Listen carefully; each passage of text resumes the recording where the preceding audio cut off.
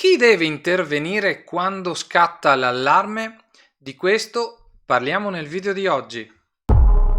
Ciao, sono Davide Marcomini, nella vita faccio l'installatore di sistemi di sicurezza, ma sono anche l'ideatore e fondatore del portale Top Security Advisor e autore della guida antifurbo.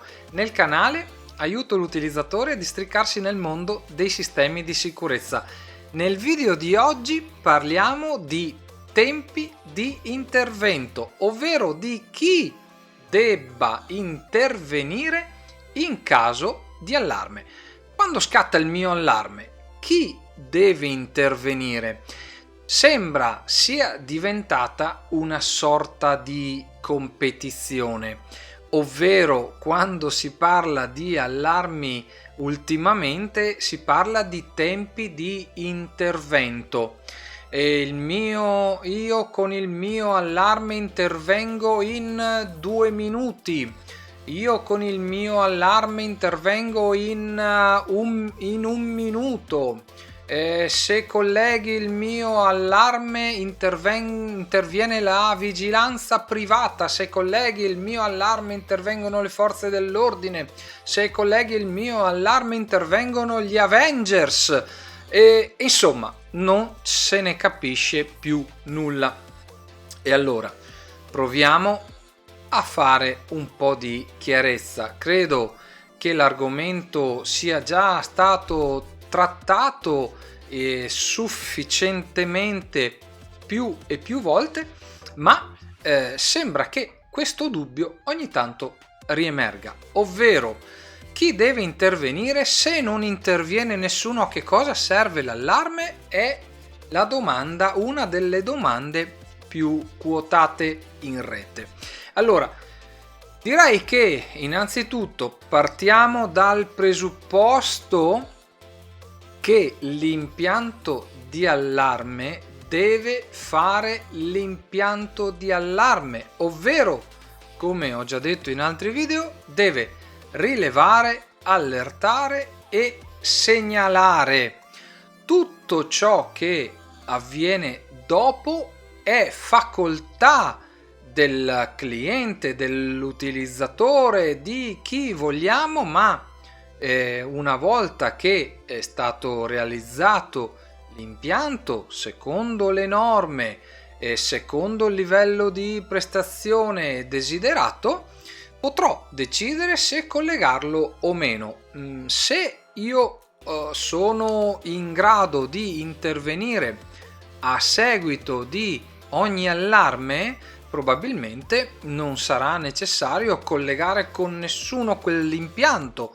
Se diversamente io non sarò in grado di intervenire a seguito di un allarme, ecco, forse è il caso di collegare quell'impianto a qualcuno anche a seconda del grado di rischio. Se è una semplice abitazione dove, come mi sento dire spesso, non c'è nulla da rubare, è chiaro che se non c'è nulla da rubare è inutile collegare quell'impianto alle forze dell'ordine. Se invece ho un negozio, una gioielleria, ma un tabacchi, un ottico, eccetera, magari forse è il caso di collegare quell'impianto di allarme. A chi? A seconda del livello di rischio e di chi mi fa sentire più tranquillo in quella zona.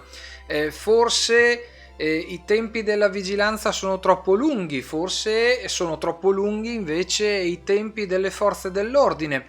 Ecco, gli Avengers invece intervengono in meno di un minuto e quindi forse colleghiamoci tutti agli Avengers.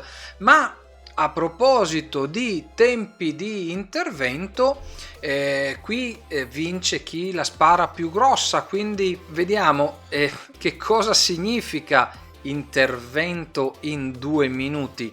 Intervento in 2 minuti significa che qualcuno ha preso la chiamata, che qualcuno ha risposto alla telefonata se si tratta di una telefonata o visualizzato a monitor l'allarme se si tratta di un collegamento digitale.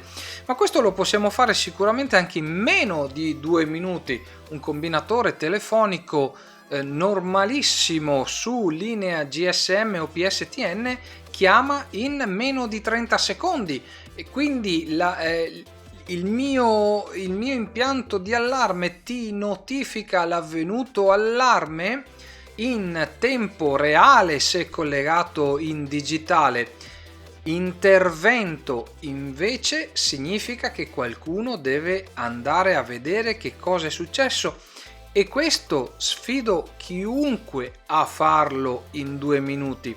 In 2 minuti significa che c'è una pattuglia ferma all'incrocio che sta aspettando il tuo allarme, ma io che abito in un paese piccolo di 10.000 abitanti, considerando anche le frazioni, se devo attraversare il paese e ho 2 semafori ci impiego almeno 10 minuti, quindi non dobbiamo credere a tutto quello che ci raccontano. 2 minuti vuol dire al sì e no aver risposto alla chiamata, aver preso in carico la chiamata, ma l'intervento in loco in meno di 2 minuti credo che sia una cosa assolutamente da non credere.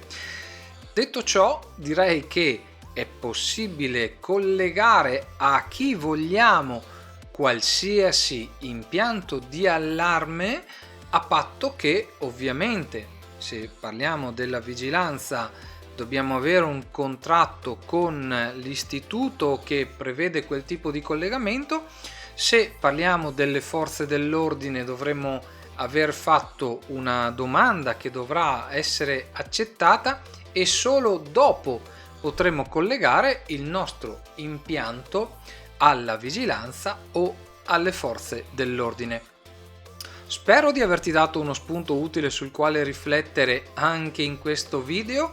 Ringrazio tutti coloro che si sono iscritti al canale. Se non l'hai ancora fatto, iscriviti, spunta la campanella per non perderti gli aggiornamenti che andrò a pubblicare in futuro. Ci vediamo nei prossimi video. Ciao!